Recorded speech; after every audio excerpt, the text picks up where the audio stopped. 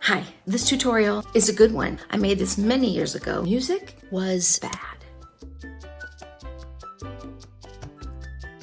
So I hope you enjoy it. Faux marble. What we have here is an actual piece of laminate, but you can also use this technique on almost any surface. I'm applying a white chalk paint.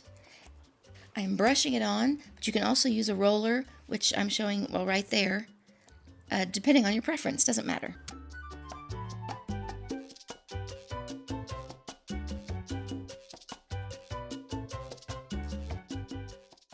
So I have a dark gray, and then I have a medium gray, and then the third element you'll need is some white chalk paint mixed with a glaze.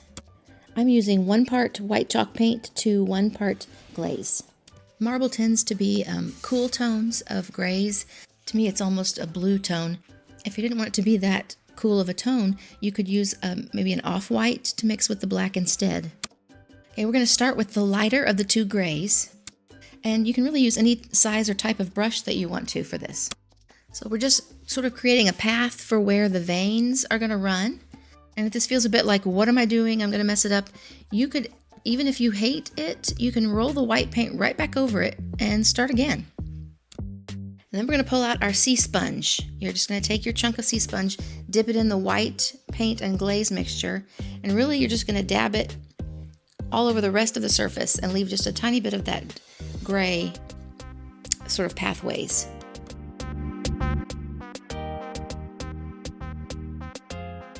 So you're just keeping one sort of darker path for the veins, and the rest is going to be just layers and layers of however much you want of the white and light gray.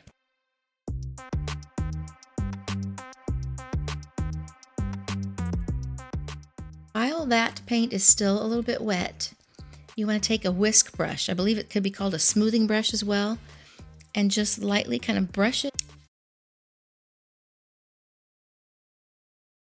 The only trick is to hold it loosely, like a pencil, but very, very loosely, and sort of brush it the opposite direction that you would normally brush with a brush, like end to end, and all directions.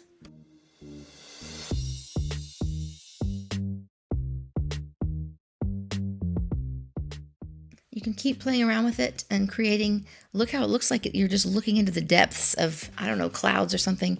It'll start getting a little tacky, and then it's even easier to work with. And this is the best part. Take the very darkest gray, and you can either do a feather, but in a pinch, what I used was a piece of cardboard that I just tore to a point. You can see the shape of it right there, and I tore it real jaggedly. This is the best part. And then if you'll just drag it and sort of flip it back and forth, just sort of gently.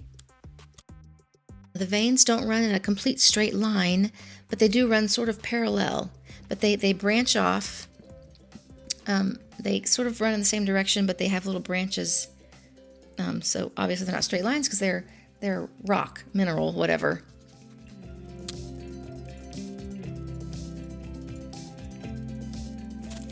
Next, we're going to take just any smallish art brush. It can be any cheap one, doesn't matter, and dip it in your glaze and white paint. And we're just going to help define the veins by putting the white just right outside of all your vein lines. We don't want it to look painty at all. Obviously, we want it to look natural. So we're going to whisk it and blend it in here in just a second. So we'll take our whisk brush or smoothing brush again and just sort of tap the edges of it. And what you're after is sort of dragging the white paint towards the center of each sort of space that you made in between where the veins are. Because I tend to blend things too much, blended the white into the gray to where there wasn't a big enough contrast, not enough white in there, and you really see veins of white running through lots of marble, Carrara marble like this too. So I'm just taking my sea sponge and blotting a bunch of white paint in there and then whisking it out again. Notice that I'm whisking the brush in different directions. Keep varying it side to side, up and down, diagonally. You get the idea.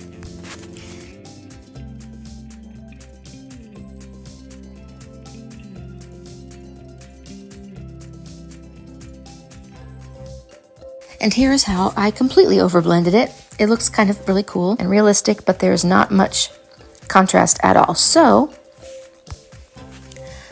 I did it one more time, and this time it was much more well lit. So win-win.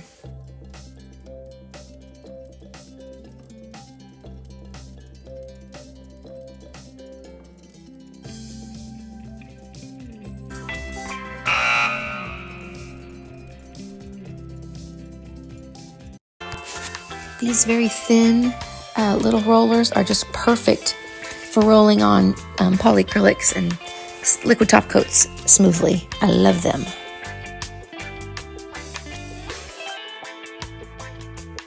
Apply plenty of the product and don't overlap it after the first few seconds because you'll get lap marks, brush marks.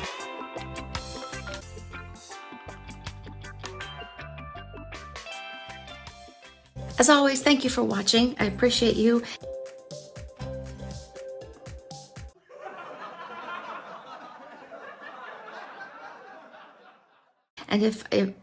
And if